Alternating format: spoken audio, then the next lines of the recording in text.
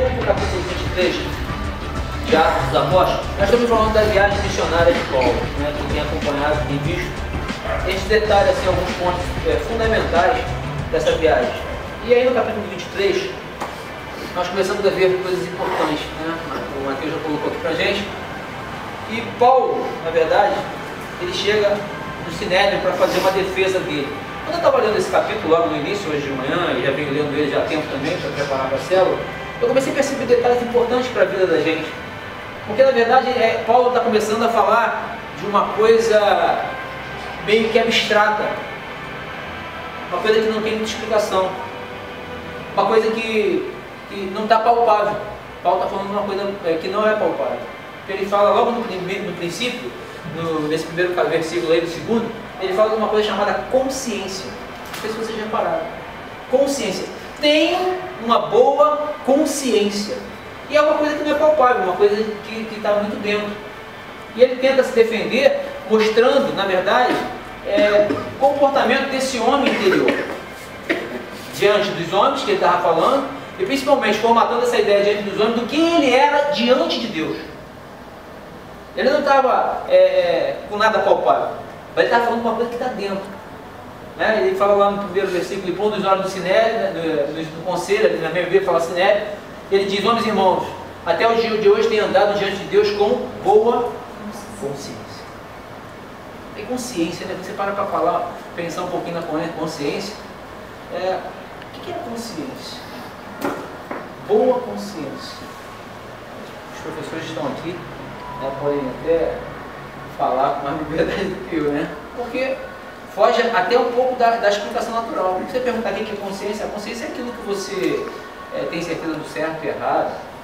Consciência, sei lá, consciência é uma coisa que está dentro, né? Afinal de contas tem um consciente, tem um subconsciente. Então na consciência fica armazenado algumas informações, e diante dessas informações é criado esse homem eu, esse homem interior.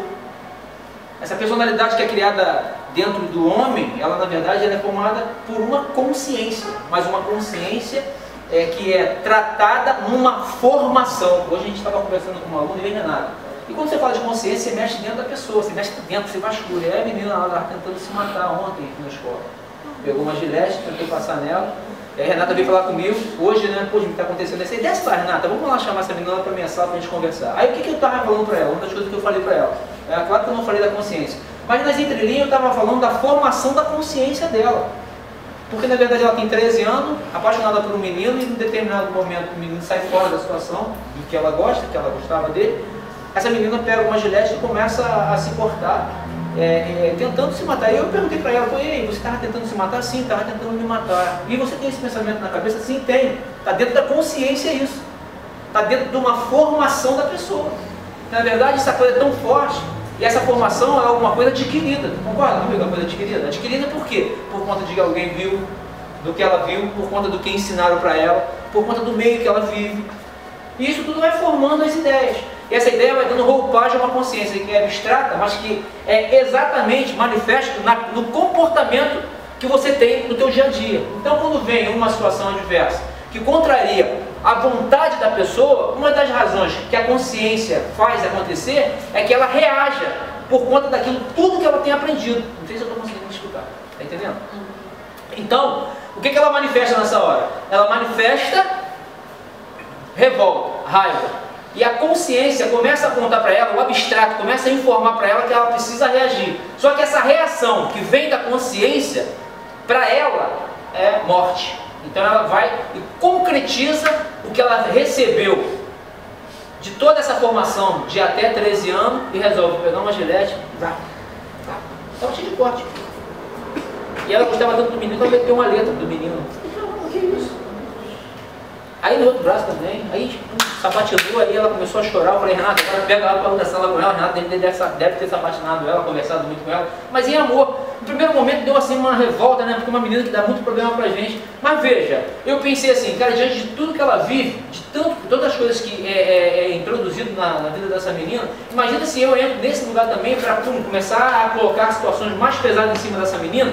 De que forma, na verdade, penso eu na formação dessa pessoa E essa formação está sendo feita na consciência, porque está armazenada, como se fosse, sei lá, acho que é mais ou menos assim, né? É como se fosse um HDzinho, tivesse uma pasta, e isso chamasse consciência, e essa consciência de tantas coisas que ela vai recebendo, ela vai armazenando, e chega numa hora que ela precisa reagir, essa pasta começa a liberar alguma coisa, ela começa a manifestar alguma coisa que vem dessa pasta chamada consciência.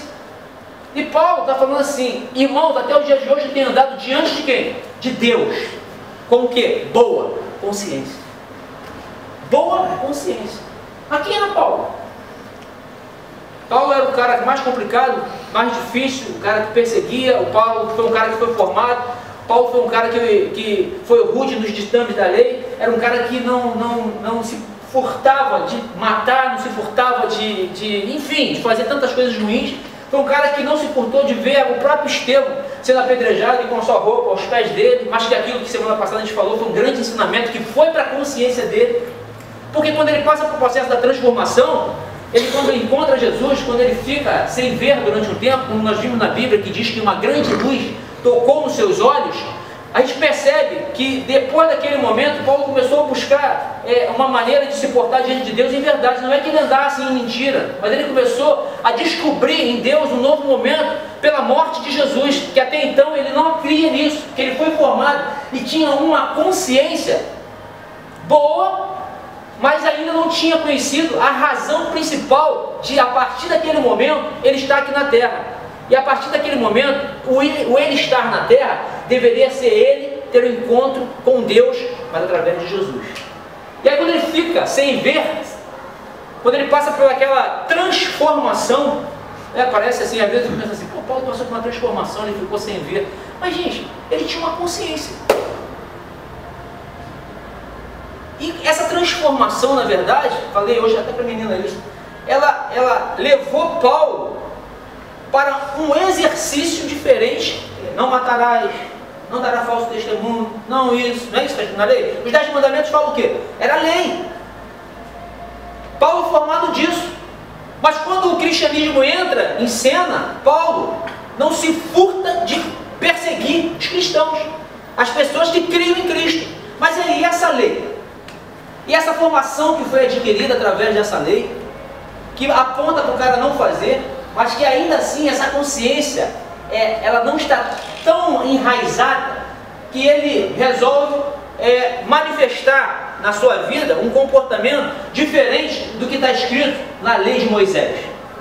E aí quando ele passa por essa transformação, quando ele passa por esse novo momento, quando ele começa a conhecer Cristo, ele começa a abrir o seu coração para Cristo, de forma que a sua consciência é transformada. Olha, como é que é diferente? Porque ele permite e dá lugar para que isso aconteça.